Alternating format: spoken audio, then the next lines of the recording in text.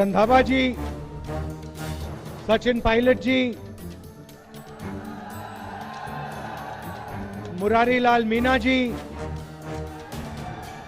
ममता भूपेश जी, गजराज खजाना जी, ओम प्रकाश हुगला जी, प्रसादी लाल मीना जी, लक्ष्मण मीना जी, स्टेज पे कांग्रेस पार्टी के वरिष्ठ नेता, पार्टी के प्यारे कार्यकर्ता, भाई और बहनों, प्रेस के हमारे मित्रों, आप सबका यहाँ बहुत बहुत स्वागत, नमस्कार। मूड कैसा है आपका? ठीक है। पिछली मीटिंग में स्टेज से किसी ने भारत माता की जय का नारा दिया। सब कहते हैं, सुना होगा, आपने सुना है, भारत माता की, ये नारा है। ये भारत माता क्या है जिसकी जय हो रही है? ये है क्या? नहीं, सवाल पूछ रहा हूं। सब लोग इसकी जय करते हैं, ये है क्या? हाँ, ये भारत की जनता है,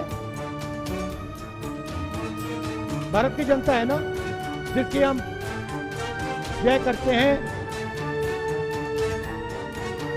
आपके माता पिता सब लोग, ये है भारत माता जो हमारे पहले यहां जिए, आपके दादा, उनके दादा, ये है भारत माता। अब सवाल है जो मैंने पार्लियामेंट में पूछा कि मुझे पता लगाना है कि ये भारत माता में कौन कौन लोग हैं। इसमें ओबीसी कितने, इसमें दलित कितने, इसमें आदिवासी कितने, इसमें जनरल कास्ट के गरीब लोग कितने। हम 24 घंटा राजनीतिक बात करते हैं, भारत माता की जय बोलते हैं, मगर हम ये पता नहीं लगाना चाहते, मोदी जी ये पता नहीं लगाना चाहते कि इस देश में पिछड़े लोग कितने हैं। मैंने पार्लियामेंट हाउस में जाति जनगणना का सवाल उठाया। मैंने कहा कि देखिए, अगर हम सचमुच में भारत माता की जय करना चाहते हैं तो हमें सबसे पहले पता लगाना पड़ेगा इस देश में किसकी कितनी आबादी है। सही बात है, गलत है? अगर हमें यही नहीं मालूम कि इस देश में दलित कितने, आदिवासी कितने, पिछड़े लोग कितने, तो भारत माता में जो शक्ति होनी चाहिए, जब हम नारा बोलते हैं भारत माता की जय, वो शक्ति नहीं होगी। उस दिन के बाद नरेंद्र मोदी जी ने अपना भाषण बदल दिया। जैसे मैंने कहा कि भैया जाति जनगणना करनी है, नरेंद्र मोदी जी के सब भाषण बदल गए। आपको याद होगा, पहले नरेंद्र मोदी जी हर भाषण में कहते थे मैं ओबीसी हूं। याद है? याद है? हर भाषण में मैं ओबीसी, मैं ओबीसी। और जिस दिन मैंने कहा भैया, मैंने कहा नरेंद्र मोदी जी, पार्लियामेंट में कहा, नरेंद्र मोदी जी एक काम करिए, आपने पूरी दुनिया को बता दिया आप ओबीसी हो, अब पता लगाते हैं हिंदुस्तान में ओबीसी कितने हैं। उस दिन के बाद नरेंद्र मोदी ने नया भाषण शुरू किया। कहते हैं, भाइयों और बहनों, हिंदुस्तान में कोई जात नहीं है। अच्छा, हिंदुस्तान में भाइयों बहनों कोई जात नहीं है, सिर्फ गरीब है। अच्छा, तो पूरे हिंदुस्तान में कोई जात नहीं और आप ओबीसी के?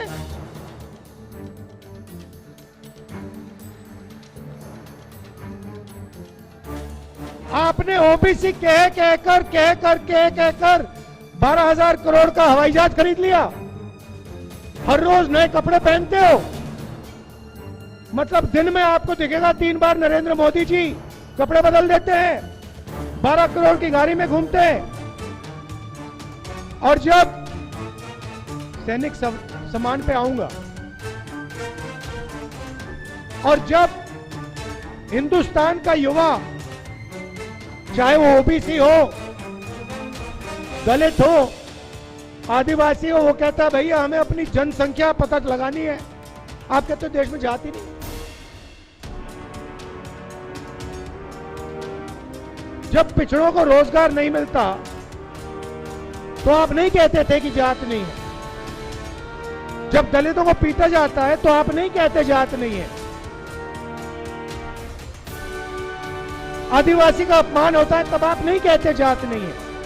मगर जिस दिन हमने सवाल पूछा, कहा कि भैया बताओ कितने हैं ओबीसी, कितने, उस दिन जात नहीं। उस दिन हिंदुस्तान में सिर्फ गरीब बचे हैं। सिर्फ नरेंद्र मोदी एक ओबीसी है और कोई नहीं, अकेला खड़ा है। अब आपके दिमाग में सवाल आया होगा कि भैया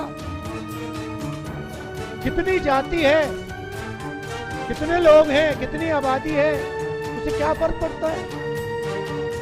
हमें तो मालूम है, हम ओबीसी हैं, हम आदिवासी हैं, हम दलित हैं। मैं आपको बताता हूं, आप किसी भी बच्चे से पूछो, 10 साल का बच्चा, उससे पूछो बेटा क्या करना चाहते हो, वो आपको कहेगा मैं आईएएस में काम करना चाहता हूं। सही है गलत? 90% में कन्याकुमारी से कश्मीर तक चला हूं, हजारों युवाओं से मैंने बात की, बच्चों से बात की, क्या करना चाहते हो? मैं आईएएस में जाना चाहता हूं। क्यों? क्योंकि देश को आईएएस के अफसर चलाते हैं। आप गलतफहमी में मत रहो। आप ये मत सोचो कि देश को एमएलए चलाता है, एमपी चलाता है। बीजेपी के एमपी से बात करो, आपको बताएंगे भैया हमारी यहां मूर्ति बना रखी है, हमारे पास कुछ है नहीं, हम यहां पे देखते रहते हैं, देश चलाता है नरेंद्र मोदी 90 अफसरों के साथ। मतलब 90 अफसर, आईएएस के अफसर, secretary to government of India देश को चलाते हैं। अब सवाल यह है, अगर ओबीसी की आबादी 50% तो 90 में से ओबीसी कितने? अगर आदिवासियों की आबादी 12% तो 90 अफसरों में से आदिवासी कितने? अगर दलितों की आबादी 15% तो 90 में से कितने दलित? और अगला सवाल,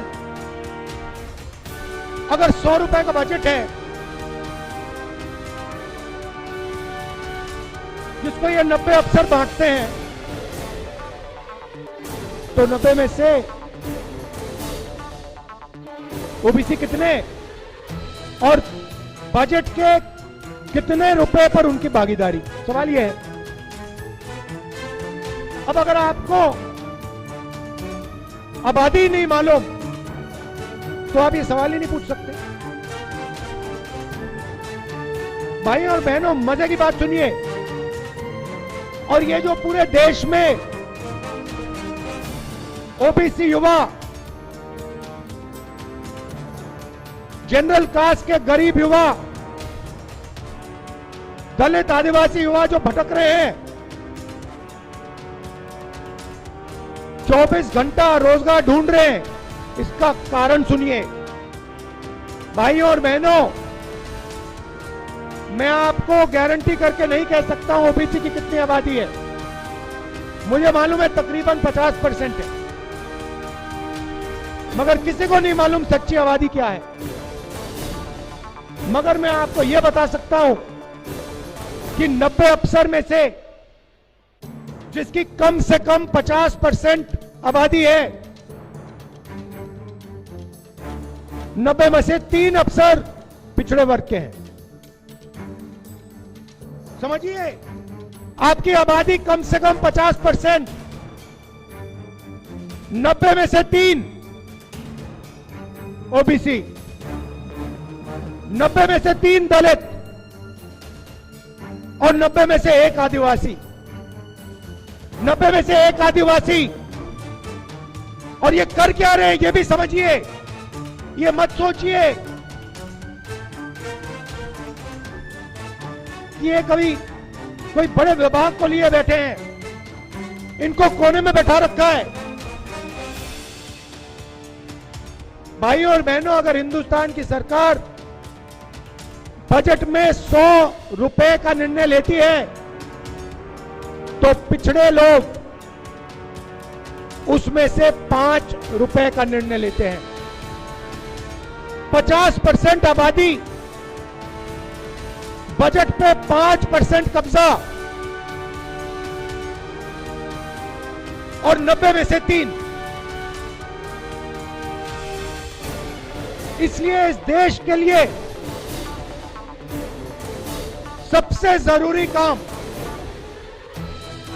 जाति जनगणना। जिस दिन, ये भाइयों और बहनों, जिस दिन जाति जनगणना हो जाएगी उस दिन दूध का दूध, पानी का पानी हो जाएगा, साफ हो जाएगा। उस दिन ओबीसी सवाल पूछेगा कि भैया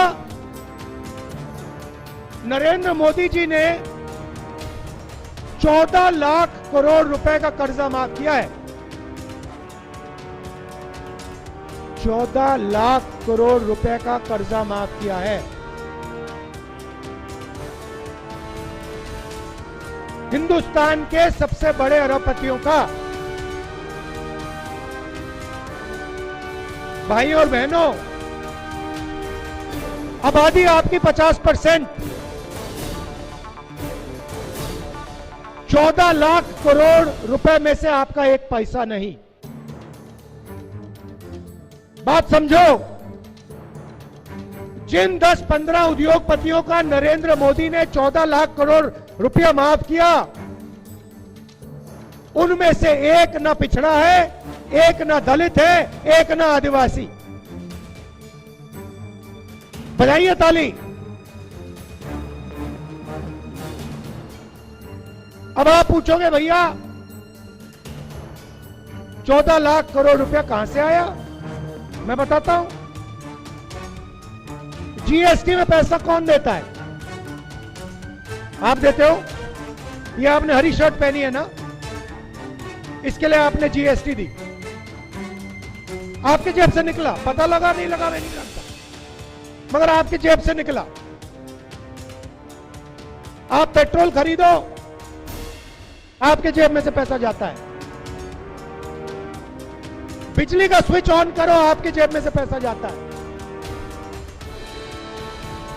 अदानी जी ने ऐसी ही हरी शर्ट खरीदी हो तो जितना पैसा हिंदुस्तान के सबसे गरीब व्यक्ति के जेब से जाएगा, उतना पैसा अदानी की जेब से जाएगा।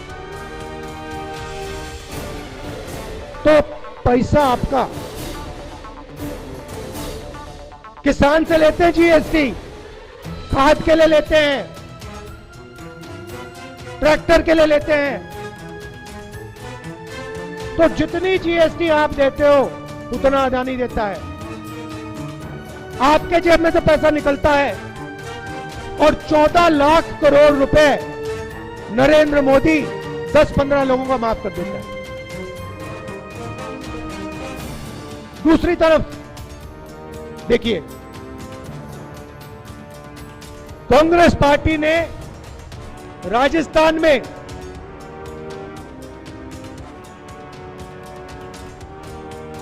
स्वास्थ्य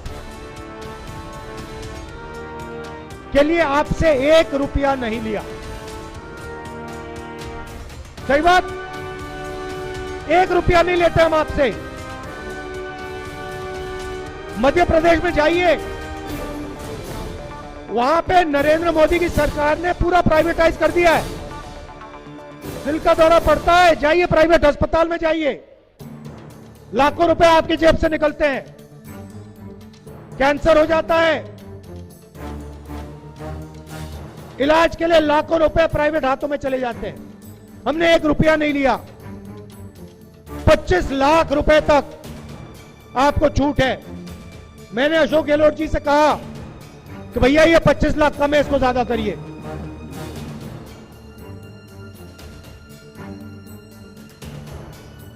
ये जो पैसा है राजस्थान की जनता को हम जो देते हैं, इसमें से 50% पैसा पिछड़ों को जाता है। 50% तकरीबन पिछड़ों की आबादी है, 50% पिछड़ों को जाता है। नरेंद्र मोदी की पॉलिसी में 1 रुपया पिछड़ों को नहीं जाता, 1 रुपया दलितों को नहीं जाता, 1 रुपया आदिवासी को नहीं जाता। हमारी पॉलिसी चाहे मनरेगा हो, चाहे किसान कर्जा माफी हो, चाहे भोजन का अधिकार हो, जमीन अधिकरण बिल हो, हमारा पैसा 50% ओबीसी कम से कम। और वो कहते हैं कि भैया हम ओबीसी की सरकार चलाते हैं। यहां आदिवासी बैठे हैं, नया शब्द लाए हैं, हम आपको आदिवासी कहते हैं, हम आपको आदिवासी कहते हैं, वो आपको वनवासी कहते हैं। शब्द में बहुत फर्क है। आदिवासी का मतलब वो लोग जो इस जमीन के पहले मालिक हैं। बहुत गहरी बात है, शब्दों के अंदर बहुत चीजें छुपी होती हैं। वो लोग जो इस जमीन के पहले और असली मालिक हैं। मतलब इस जमीन का अधिकार, जंगल का अधिकार, जल का अधिकार आदिवासियों को मिलना चाहिए। जो उनका हक है उनको वापस मिलना चाहिए। यह है आदिवासी शब्द का मतलब अगर आदिवासियों के बच्चे इंजीनियर बनना चाहते हैं, डॉक्टर बनना चाहते हैं, बड़ी से बड़ी कंपनी चलाना चाहते हैं, व्यापार करना चाहते हैं, तो उनकी पूरी मदद होनी चाहिए और उनका हक बनता है। नरेंद्र मोदी जी नया शब्द लाए, वनवासी। वनवासी का मतलब वो लोग जो जंगल में रहते हैं। पता नहीं आपने देखा नहीं देखा, बीजेपी का एक मंत्री है, एक एमएलए है, सॉरी, मध्य प्रदेश में, उसका वीडियो वायरल हुआ। आदिवासी पर वो पेशाब कर रहा है। देखा आपने? देखा है? बीजेपी का नेता आदिवासी युवा पर, जिसको वो वनवासी कहते हैं, उस पर पेशाब कर रहा है और उसका मित्र वीडियो ले रहा है और पूरे देश में उसको वायरल कर रहे हैं। राजस्थान के लोगों ने देखा उसको, गुजरात के लोगों ने देखा उसको। यह है उनकी सोच। आपने कभी किसी बीजेपी नेता को जानवर पर पेशाब करते हुए देखा है? नहीं। कभी आपको बीजेपी का नेता जानवर पर पेशाब करते हुए कभी नहीं दिखेगा, मगर आदिवासी पर पेशाब करते हुए दिखेगा।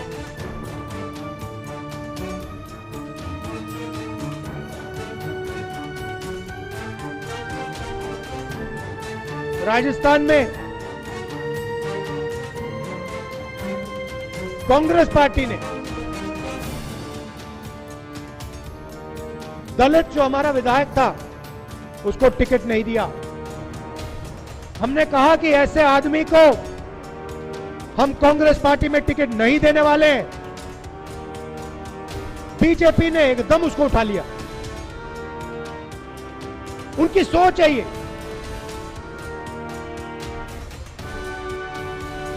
इसीलिए नरेंद्र मोदी आज कह रहे हैं कि हिंदुस्तान में कोई जात नहीं है, सिर्फ गरीब है।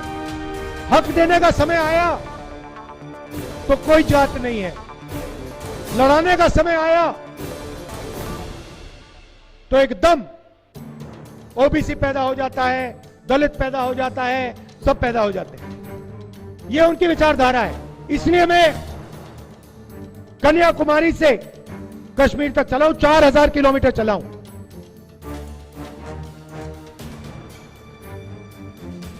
कांग्रेस पार्टी ने आपको 7 गारंटी दी है। हम 2 हिंदुस्तान नहीं चाहते।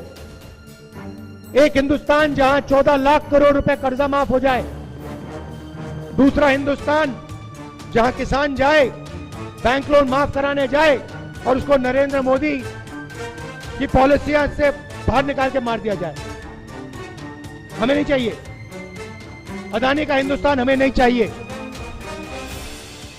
इसलिए हमने 7 गारंटी दी है। यहां हमारी बहनें आई हैं, सामने बैठी हैं आप, बात सुनिए। राजस्थान के हर घर में महिला को साल के 10,000 रुपए बैंक अकाउंट में कांग्रेस पार्टी डाल के दी।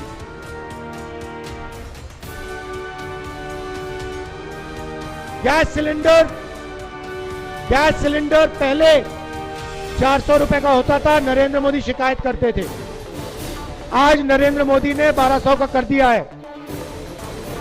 छत्तीसगढ़ में हमने 500 का करा है, कर्नाटक में हमने 500 का किया है। पता लगाना है, पूछ लीजिए। राजस्थान में चुनाव के एकदम बाद कांग्रेस पार्टी की सरकार बनेगी, 500 रुपए का आपका सिलेंडर हो जाएगा। इंग्लिश स्कूल का हमने पूरे राजस्थान में जाल बिछाया है और फ्री लैपटॉप, सरकारी कॉलेज के स्टूडेंट्स को हम फ्री लैपटॉप देते हैं। और शायद सबसे बड़ा काम नरेंद्र मोदी जी ने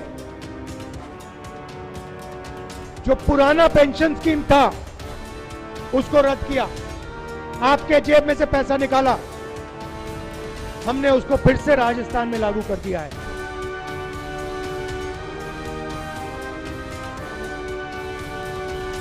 लाखों लोगों को इसका फायदा मिला है।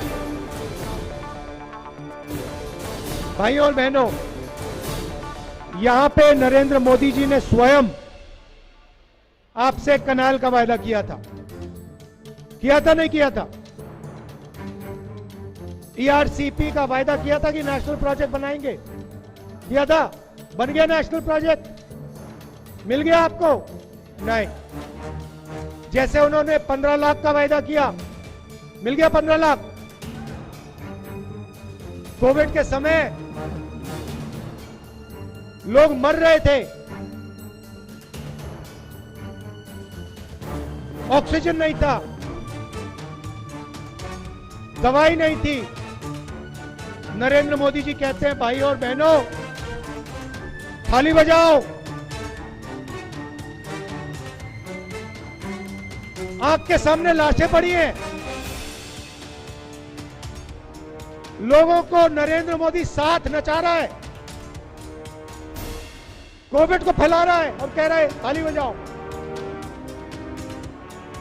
और उनकी मीडिया, अदानी की मीडिया पीछे से वाह वाह वाह वाह वाह वाह वाह वाह वाह वाह वाह वाह, मजा आ गया, मजा आ गया, मजा आ गया। उसके बाद कहता है लाइट जलाओ, मोबाइल फोन की लाइट जलाओ। मीडिया कहता है ताली बजा रहा है, शाबाश शाबाश, मजा आ गया, मजा आ गया। वहां पे लोग मर रहे हैं, लाशों का ढेर सामने पड़ा है, गंगा मां में भर गए, लाखों लाशें दिख रही हैं, टीवी वाले नहीं दिखा रहे। अदानी जी का लाखों करोड़ रुपए कर्जा माफ किया है, टीवी अदानी का है, किसानों का नहीं है, मजदूरों का नहीं है, छोटे दुकानदारों का नहीं है, तो उनकी बातों में मत आइए। राजस्थान सरकार ने ईआरसीपी के लिए पैसा अलग किया है, उनका काम है, मगर हमने पैसा दिया है। तो याद रखिए, बीजेपी जो भी हमने आपके लिए किया है, चाहे वो स्वास्थ्य की बात हो, चाहे वो किसानों की जो मदद करते हैं, गैस सिलेंडर हो, ये सारा का सारा ओपीएस हो, ये सारा का सारा बीजेपी आपसे छीन लेगी। आपको निर्णय लेना है। राजस्थान में गरीबों की, किसानों की, मजदूरों की, छोटे व्यापारियों की सरकार बनाइए, अरबपतियों की सरकार मत बनाइए। एक बात आप याद रखिए, एक बात याद रखिए, मैं आपको गारंटी दे रहा हूं, जाति जनगणना जो है, जिससे पिछड़ों को, दलितों को और आदिवासियों को भागीदारी मिलेगी, राजस्थान की यहां सरकार आएगी, पहला काम हमने ऑर्डर दे दिया है, वो शुरू हो जाएगा राजस्थान में। और जैसे ही दिल्ली में सरकार आएगी, जो आने वाली है, उस दिन मैं आपको गारंटी कह के कह रहा हूं, जाति जनगणना उस दिन शुरू हो जाएगा। जल्दी से जल्दी आपको पता लग जाएगा आपकी कितनी आबादी है, आपका हक कितना बनता है। आप सब यहां आए, दिल से आपका धन्यवाद करना चाहता हूं। धन्यवाद, नमस्कार, जय हिंद। सच दिखाते हैं और सच को देखने के लिए हमारे चैनल को लाइक करें, सब्सक्राइब करें और बेल आइकन दबाना बिल्कुल ना भूलें।